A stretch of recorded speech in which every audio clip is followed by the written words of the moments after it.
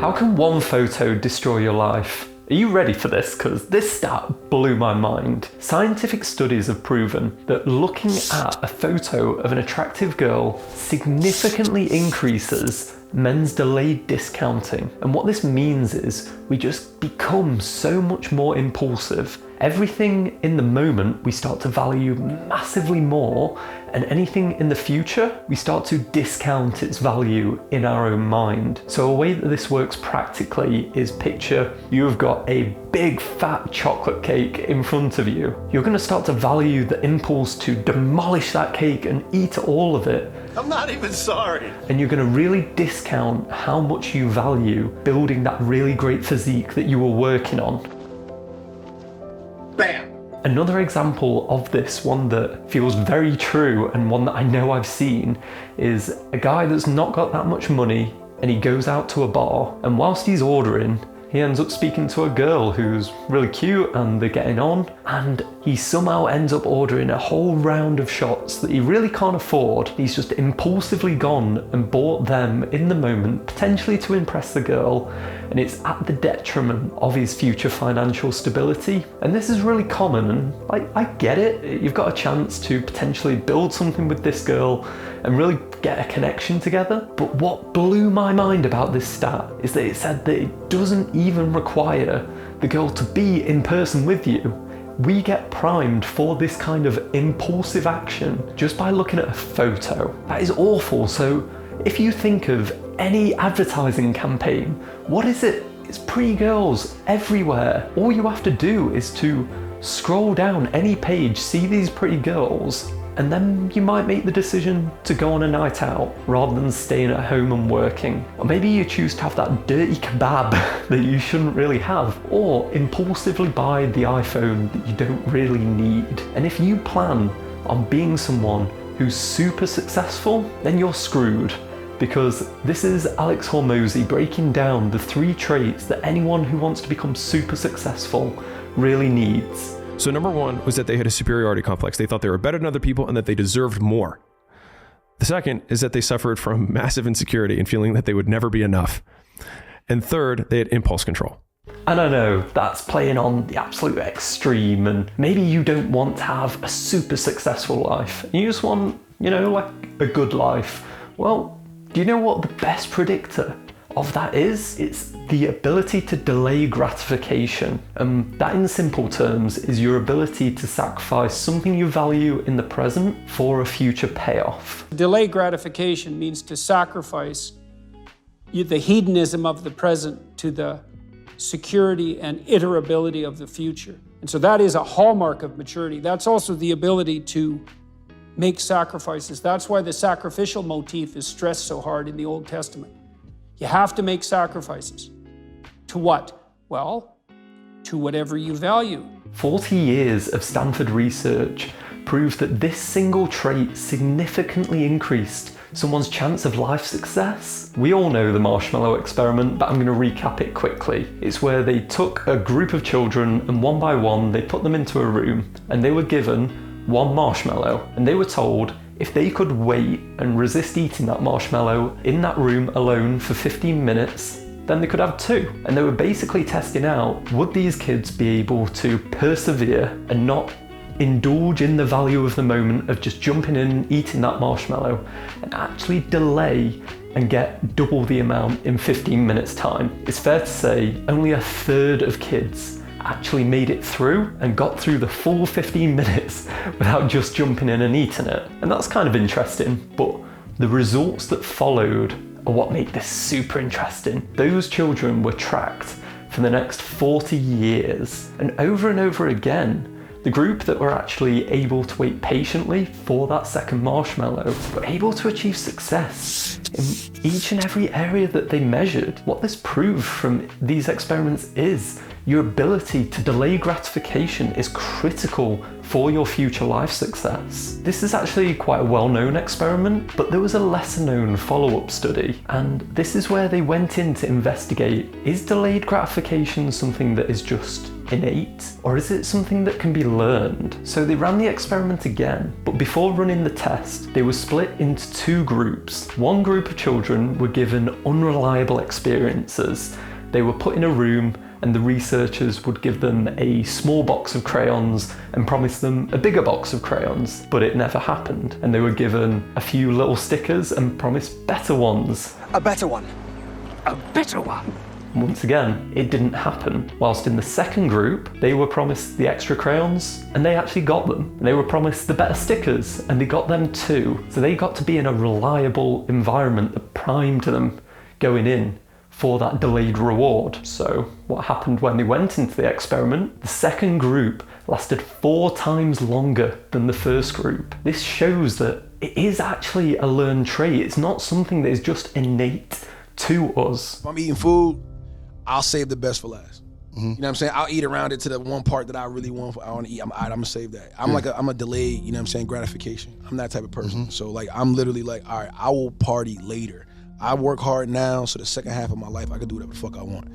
That's been my mentality. It's like, I'm not going to trick off my early years for partying and then worry about struggling, how I'm going to make it, how I'm going to take care of my family, how I'm going to take care of everybody else. Like, that's not going to be me. I'm going to grind it out now. You know what I'm saying? I'm going to set up the foundation so I can enjoy myself later. That's always been my mentality, and that is what that works for me. Well, you're not a kid anymore, so you can actually condition yourself. And the first way that I'd go about that, I'd start small. Start so incredibly small that you can't actually say no, because we have such a resistance to change. It needs to be something that is so small you can actually pull it off. But this comes with a catch-22, and this is something that I don't think I see a lot of people talk about. I'm going to anchor this around a quote from Carl Jung. Modern man doesn't see God because he refuses to look low enough. Most men are unwilling to make a divine change in their life. They refuse to actually acknowledge those little individual actions as that source of hope of where they could start. They would rather live in the ignorance. Oh no, I'm much better than being able to do, say, 10 press-ups a day. Now, I could easily do that. I don't actually need to find out if I'd fail, because funnily enough, a lot of people don't have the ability to do 10 press-ups a day. Maybe they'd do it twice, but they would fall apart. That's really sad to see, so I think people hide away from that fact. People refuse to see the courage it takes to take those first few steps. And the 10 press-ups, this isn't just an example, this is real. A guy in my program, George, his life was in a bit of a mess, but he was willing to start at 10 press-ups a day. That was all we needed, just to make a claim in the sand that I wanted to be a better person. And he was able to drop himself to that level and acknowledge that all he needed to do was 10 press-ups a day. Now he's absolutely crushing it. And I'm so proud of him for that. And it's only because he was willing to take that step at the beginning. He had the courage to see the state that he was in, that maybe 10 press-ups was all he had in the tank at that point. It probably was, but he was willing to see himself in the mirror and look low enough for where he needed to start. There's something divine in that small action, having faith that there is a better future. So absolutely start small, because that's probably the only way you're going to start. But at the same time, acknowledge that there is something actually courageous in taking those small first steps. You're not gonna change yourself overnight. You gotta start small. You gotta start small.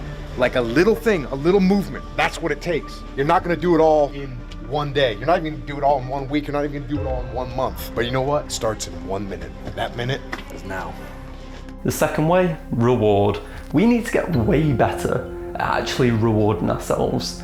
This was a common problem for me at uni.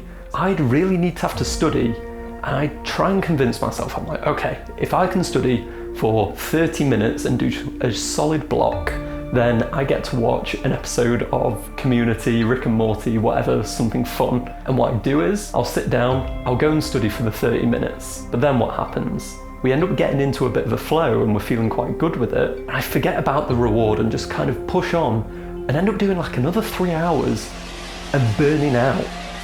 Yo, fuck. You all right? Yeah? Yeah. And then the next day, when I come to be in that same position again when I'm procrastinating, I'm actually in the same position those kids were prior to the marshmallow experiment. I yesterday broke my trust, didn't give myself the reward, so I'm now in a much more unreliable environment, and it's even more difficult to get myself to do that studying. So you need to actually treat yourself like a pet.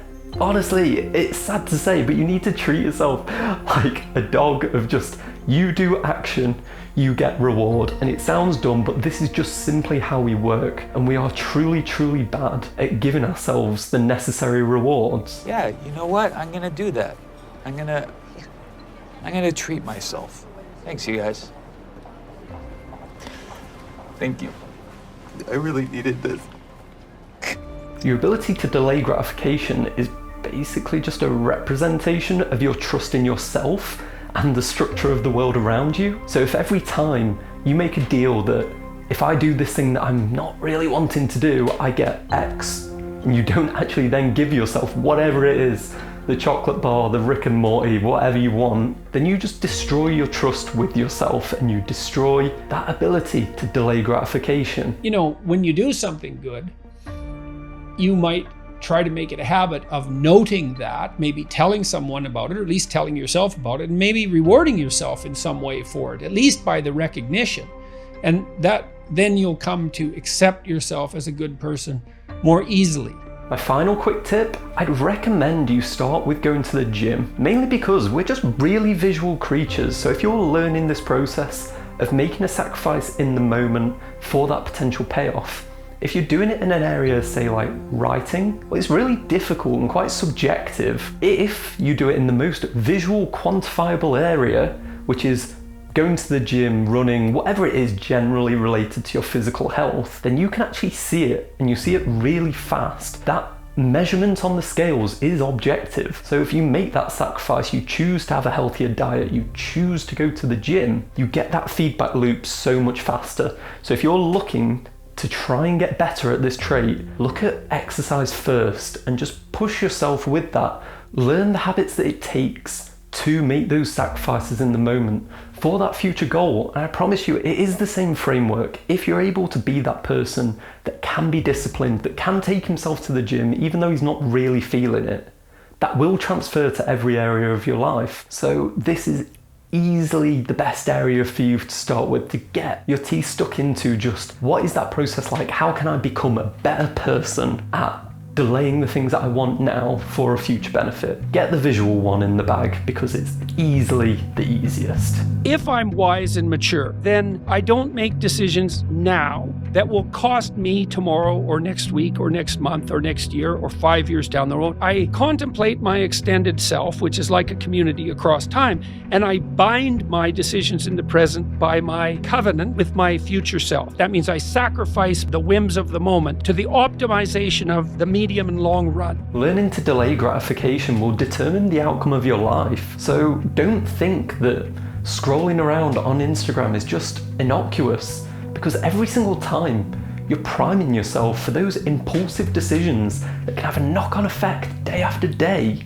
If you think about it, how many decisions that we make are we completely 100% sure on? There's only a few. Often the decisions that we end up making, they're really fine margins between being that guy that decided to come home from work and sit down and watch Netflix, or being the guy that actually went out and went to the gym. So that fine margin could be the difference between you walking in and going on Instagram first, seeing all these beautiful girls, feeling more impulsive and just being like, I can see that food over there, that looks pretty good. Do I really need all of the things that I said I was gonna do? Do I really need to go to the gym? Do I really need to meditate?